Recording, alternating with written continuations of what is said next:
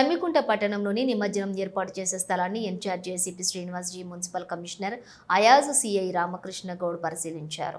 9 రోజుల పాటు భక్తులు పూజలను అందుకుంటున్నటువంటి గణనాథుని నవరాత్రులు ముగిసిన తర్వాత అంగరంగ వైభవంగా స్థానికంగా ఉన్నటువంటి నాయని చెరువులో నిమజ్జనం చేస్తారు.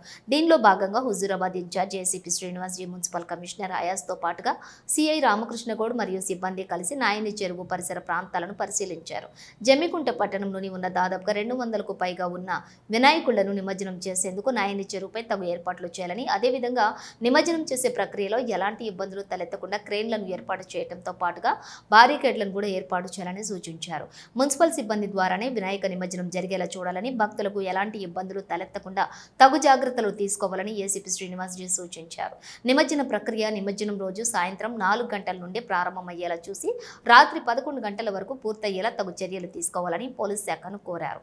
అదేవిధంగా మంటపాలలోని వినాయకుని ప్రతిష్ఠింపజేసిన ఉత్సవ కమిటీ సభ్యులు సైతం నిమజ్జన ప్రక్రియను వేగవంతంగా జరిగేలా చూడాలని వారు కోరారు.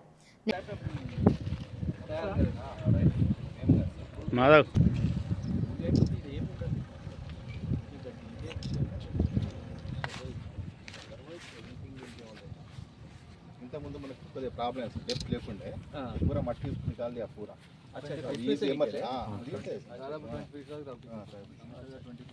ఎందుకంటే మళ్ళీ ఇంతకుముందు గణేష్ వేస్తే అది లోపల పోతుంది, దాని మీద ఇంకోటి ఈజీగా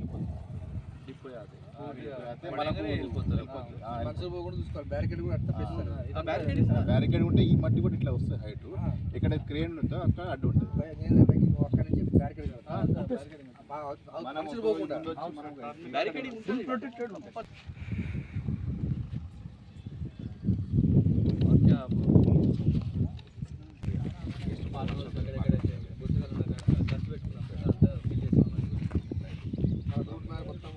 రాళ్ళు